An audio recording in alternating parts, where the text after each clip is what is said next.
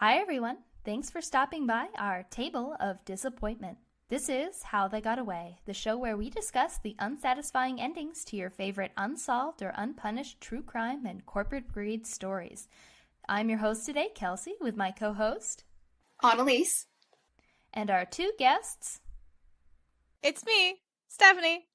And Anna, last, as usual. Today's case is, I wouldn't say it's one of the most famous cases in the true crime community, but it's still pretty well known after it happened in 2017. It's recently gotten a lot of attention in the news and in the true crime community itself due to a major breakthrough in the case as of October 2022.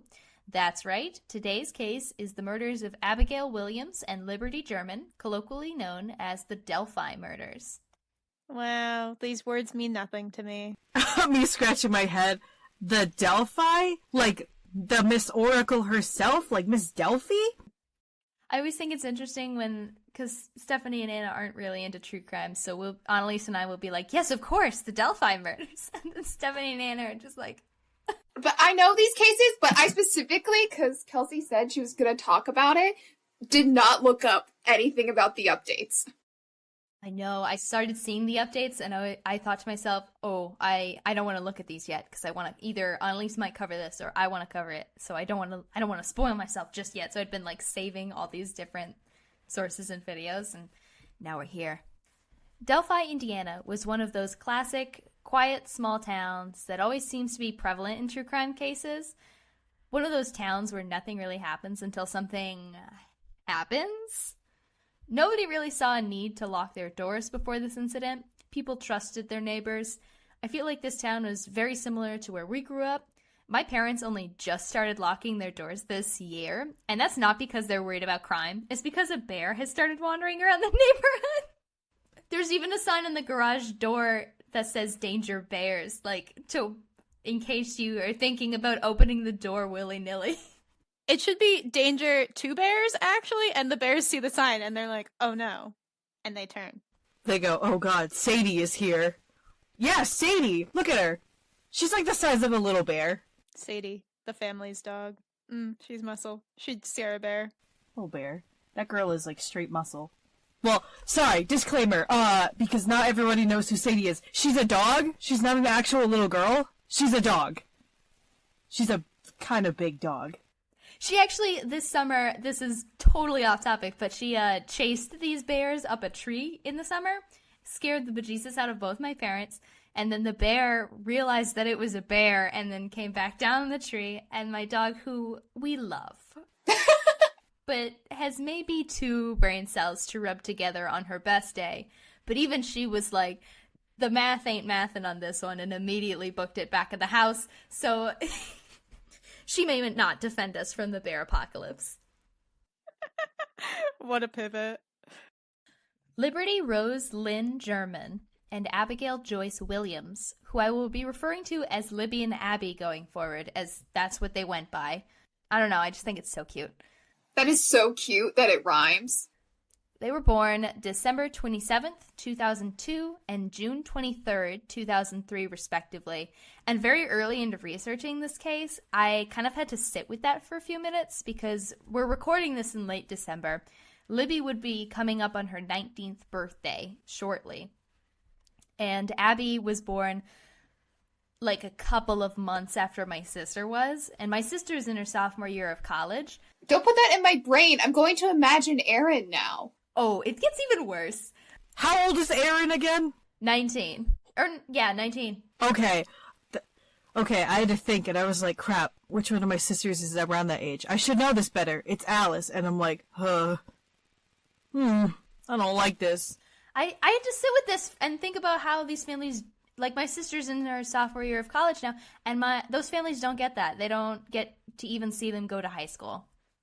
And that I barely had started researching this. I'd opened up the Wikipedia just to get an overview, and I immediately had to close the laptop and just sit and look out the window and be like, oh no.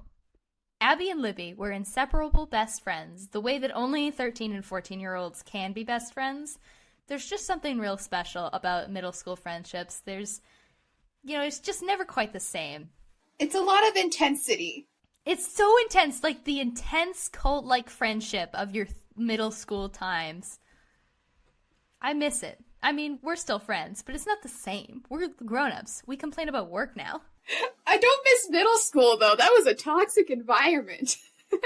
No, for sure. Yeah, I don't want to think about it. That was also my peasant era, so I don't think I can go back to that. I'm humble now. I'm a little, like, more self-conscious. No, your peasant era was iconic. Bring back the peasant era. It's more of just me being mad, but I'm a little toned down now because no more school, but, you know. Abby played saxophone in the school band and was on the volleyball team. She liked to read and loved spending time outdoors. She loved animals, especially her cat named Bongo, which is a great name. And she enjoyed photography and art. Bongo. Bongo.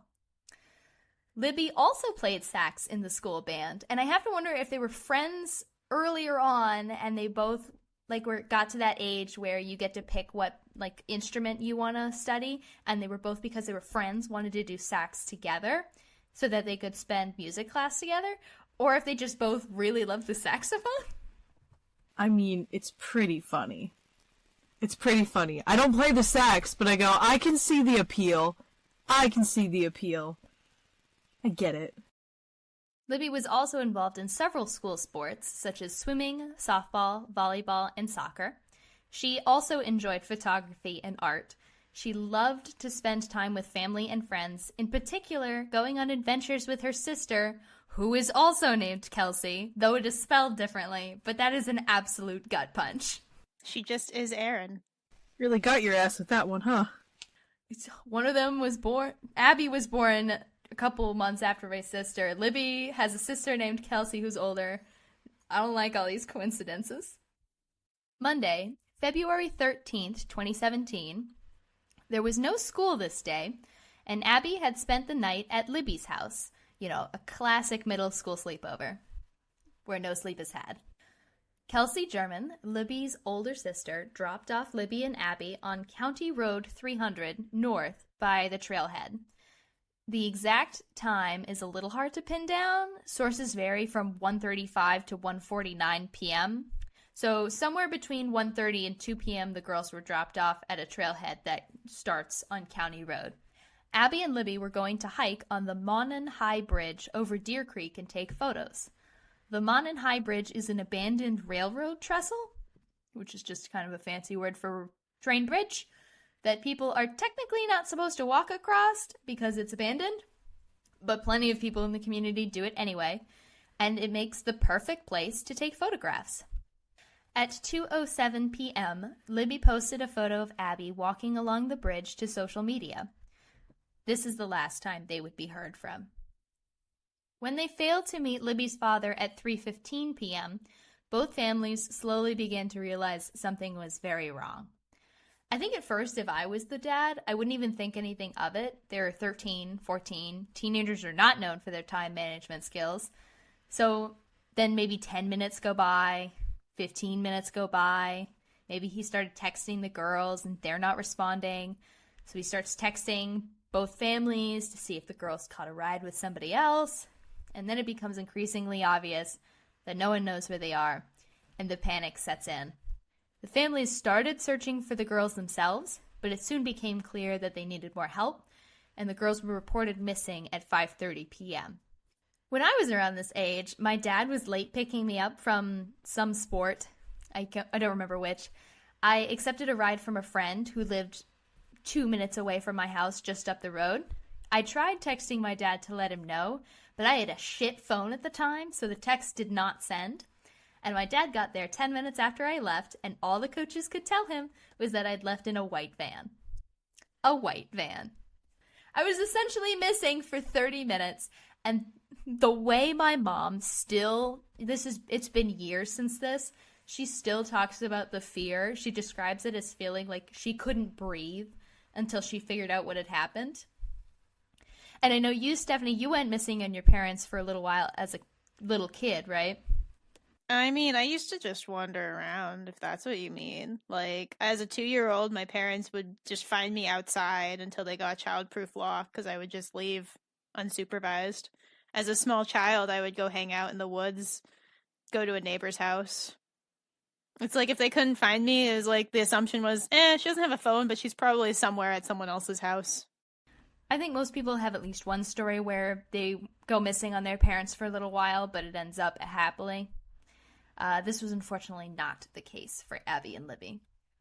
Authorities began a quick search of the area where the girls were last seen the day of, and they did not initially suspect any foul play. I think they just thought that Abby and Libby were a couple of teenagers who had maybe run away and would be back the next day. I hate when they do this. When they do that, like, they're just, like, teenagers. They, like, ran away from home. They'll be fine. I don't know exactly what the thought was on this. It was also February, so it's like 6 p.m. by the time they get out there, so it's already dark, so there's only so much you can really do, I guess. I'm not really sure what the logic here was. However, the next day, the search resumed, and around noon, the bodies of the girls were found about a half-mile east of the Monon High Bridge on the north bank of Deer Creek. The details of the girls' cause of death has not been released to the public. This is still an ongoing investigation, technically. But I will say, due to very recent updates that we will get into later on, I believe this has something to do with gunshot wounds.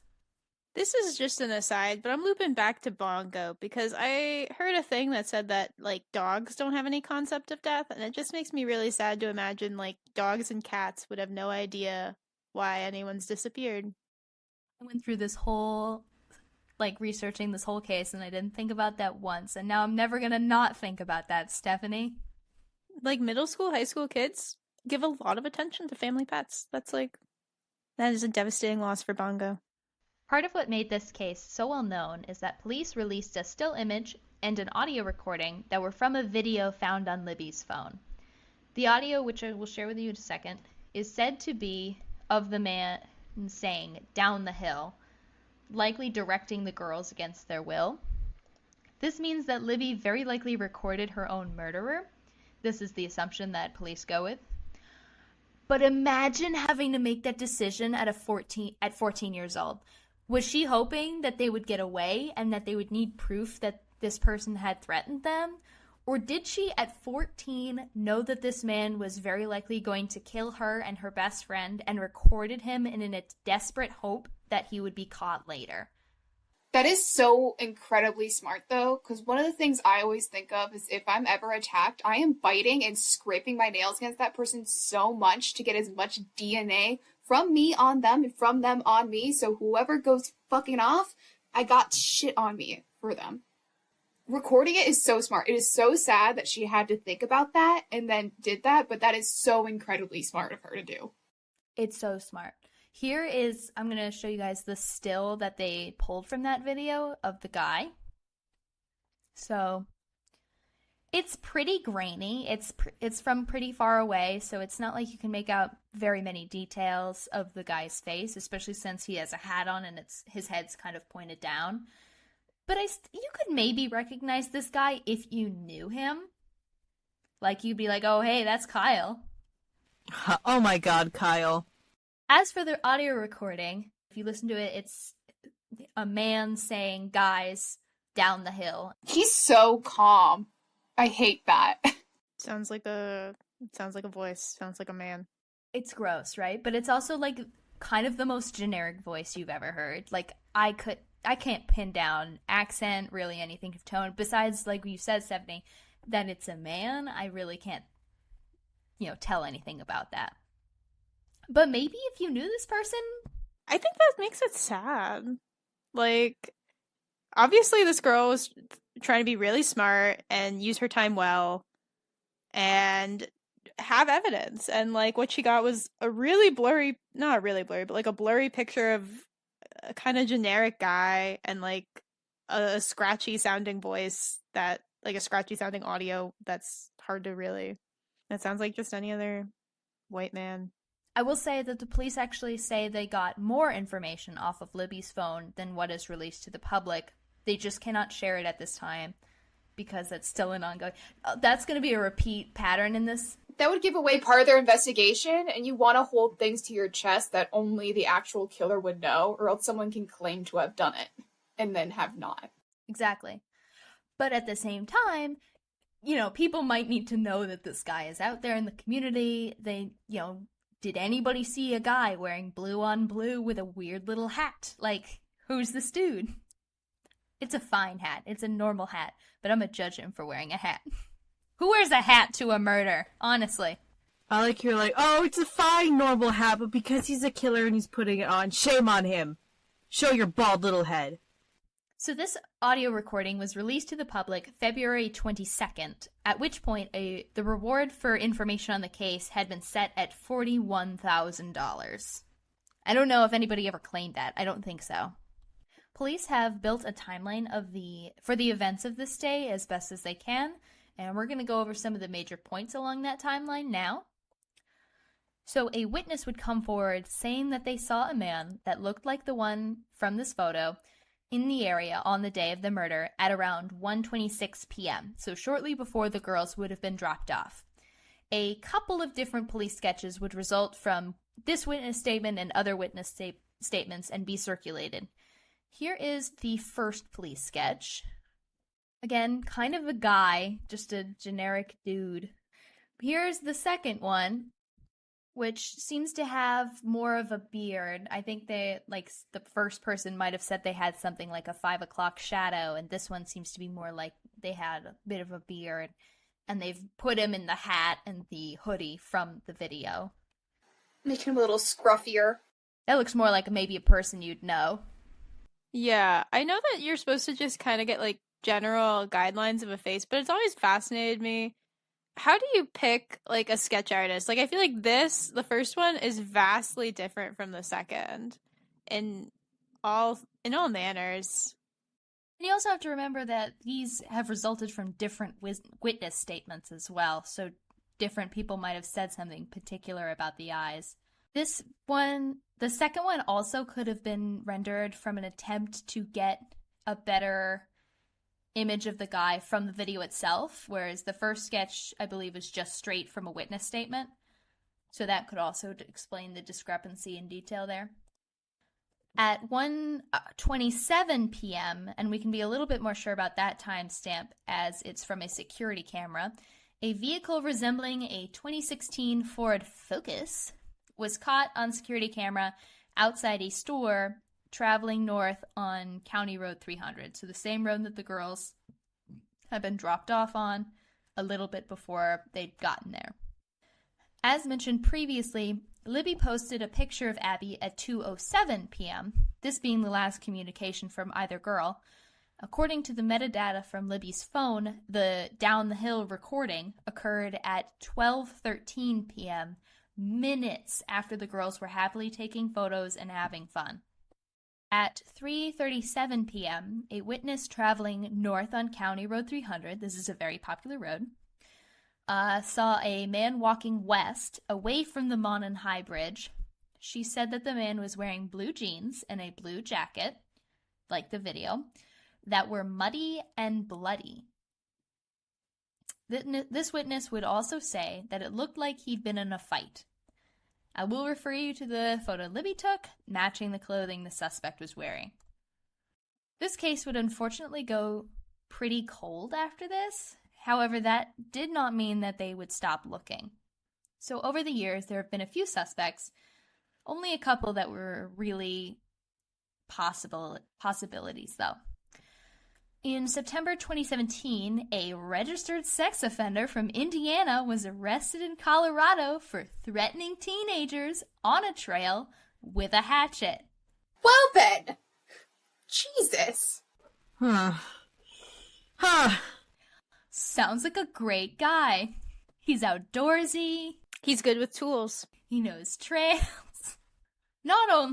He's good with tools.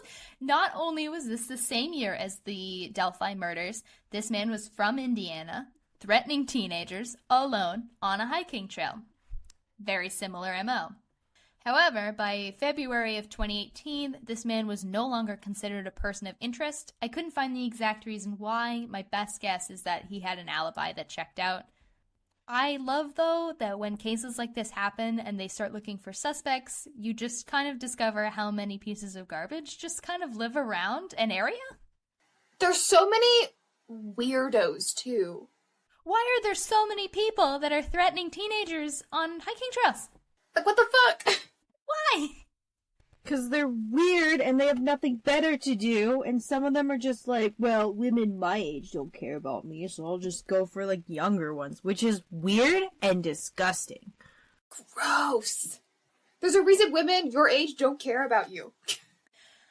By July 23rd, 2019, there were multiple suspects for the murders. Paul Etter, wanted for kidnapping and rape of a 26-year-old woman in Tippecanoe County. Sounds like a real great guy. Can't imagine why he might be suspected in this case. Bro.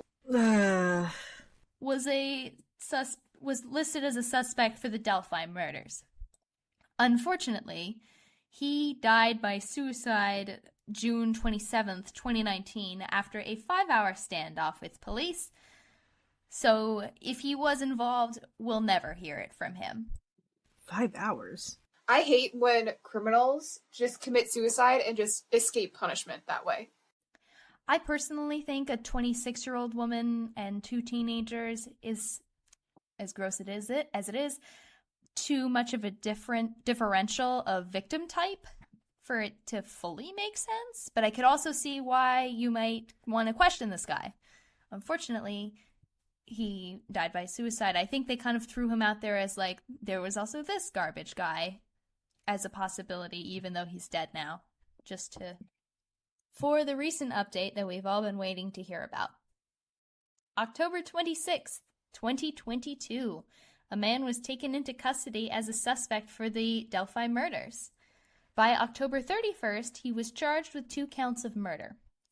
We don't know too much about this man or his connection to the case, as not everything can be released yet. But here's what we do know right now. Richard Allen is 50 years old and lived near the hiking trails where the girls were found. Investigators believe that he is the man in the video Libby took. Investigators also believe that the vehicle caught on security cameras is Allen's Ford Focus, which he had registered to his name at the time. Allen also apparently told investigators that he was on the bridge in clothes matching the man in the video. I don't know if he fully outright admitted to being the man in the video or if he just was trying to be like, oh, I was there, but, I didn't do it. I don't know if they recorded me, but I was there. I would never remember the clothes I was wearing, years in the past on a very specific day, unless something very, very noteworthy happened on that day and I needed to remember exactly what I was wearing. Yeah, that's weird. True, but they had a video with an image still. You can look at it and go, oh yeah, I do have that jacket. I might have been wearing it that day, and I was there that day. Kind of weird. At this point, police released to the public that an unspent .40 caliber bullet was found near the bodies, which is why I believe that the cause of death had to do with gunshot wounds, even though this has not been confirmed by investigators yet, so that is just me finding one and making 2. Mm. Unspent simply means that the bullet was not fired. This bullet was found to have ejection marks, which means that it was loaded into the gun and then ejected without firing. The distinct marks found on this bullet indicated that it had been cycled through a Sig Sauer P226. Specifically, the one police had seized from Allen's home, along with several other firearms. Did you know that whenever you buy a gun, legally, they have the specific and distinct and individualizing marks that the barrel of that gun makes on a bullet on record? Good. They should. Especially with things in America. Allen had bought this firearm in 2001, and he told detectives that he had never let anyone borrow it, which I believe is illegal. I don't know what the exact rules about letting people borrow guns are, but that seems sketch. Borrowing guns. It's not like a cup of sugar. Hey, Bill, sorry, I ran out at home. Do you mind if I borrow your gun? Just a gun for like a couple hours, and you know what? I'm also gonna bake a cake. Can I have a cup of sugar? Can I borrow that gun for a hot second? The trial has been set for March 2023, and Richard Allen has pled not guilty and is requesting the court move the trial outside of the county to ensure an unbiased trial. That makes sense, because everyone in that county is probably like, nope, that's him. We're done. Which, like, with all this evidence, or all the things we know. Yeah, it's a little, like, it could seem a little sketchy, but also at the same time, at this point, it's been about 5 years with no arrests made. I imagine the community is very starved for conviction as well. And everybody knows, number one, they know the families, and number two, they probably kind of know this guy. So it's going to become kind of a, well, I always thought he was a weird guy. He skipped the line in the bathroom. He's a terrible guy. Like, I could see how that trial could get biased really quickly. This guy doesn't wash his hands. As he has not been found legally guilty, he is still considered not guilty, because that's how American court systems work. A lot of information about the case, as I've pretty much said the entire video, has not been released to the public, as it is still ongoing. I think there's a good amount of evidence in this case that has been already released, but like their cause of death. I debated whether or not to talk about this, but I have to wonder about the state of the bodies, if there was a sexual component to this crime, which is a really disgusting... I've been thinking about that this whole time. It's a very disgusting thing that I really wish I didn't think about when it comes to the murder of 2 teenagers. But then also, like, they did not know this dude. They're 2 teenagers. They don't have money. I struggle to think of another motive. Yeah. And honestly, like, let's be honest here. Anytime I hear about a woman being murdered, my brain always wonders if they had been assaulted or not. I also think because of that other guy that they threw into the suspect pool who'd been... I guess he hadn't been convicted because he killed himself before he could be convicted, but was responsible for the kidnapping and rape. I wonder if there was something about his modus operandi that made them think of him in this case as a suspect. Yeah. I really wish I didn't think about that, but we unfortunately live in a really disgusting world. I also think that the police wouldn't make the arrest unless they had a pretty solid case, which... It's his gun. It's very specifically his gun, not any other kind of 6-hour P226. It is his P226. He admits to being there that day. It sounds pretty solid to me. If Richard is guilty, that means he got away with this for 5 years, living within the community that mourned for Abby and Libby, which, I mean, you can see why they might want to move this case to another county to ensure an unbiased trial.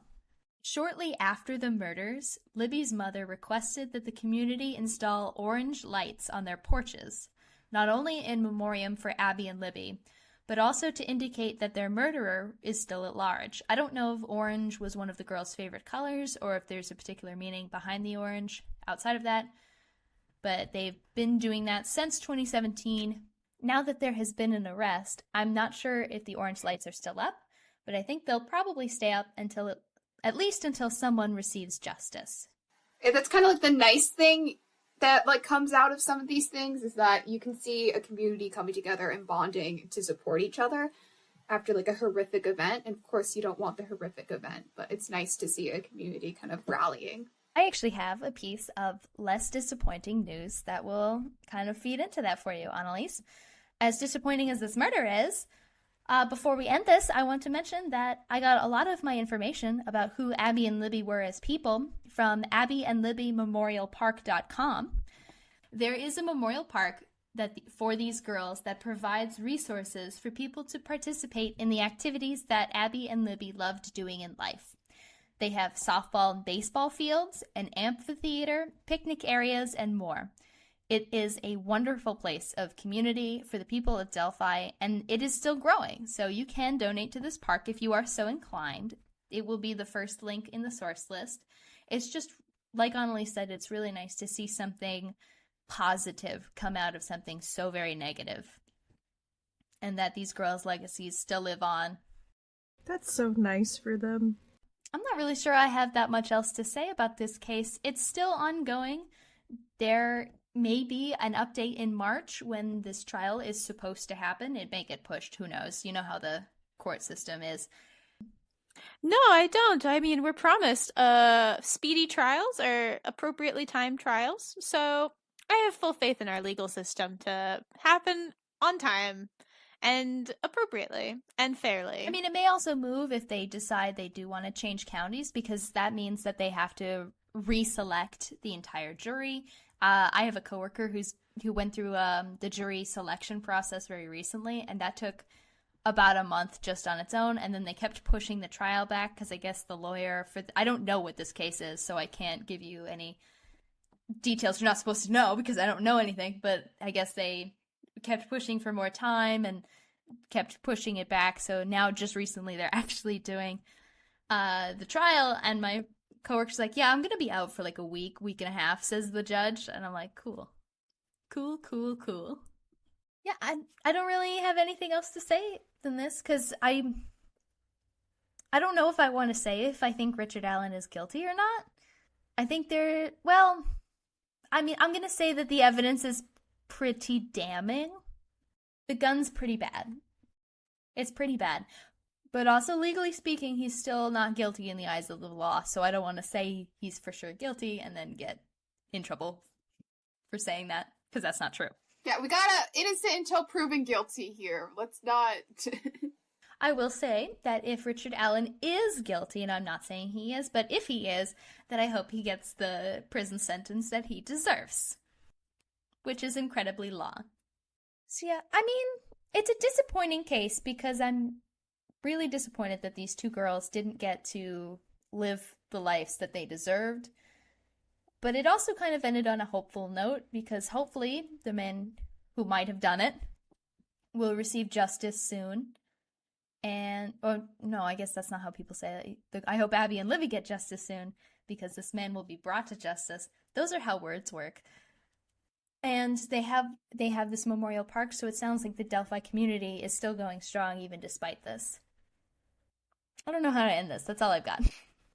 Thanks for joining us. Push in your chair. And we'll see y'all next time with another sad, disappointing story, like we always do. Or one about greedy capitalists. We'll see. Bye, everyone. Disappointing either way. Bye-bye. That's it. Just, it's done. We're done. Bye.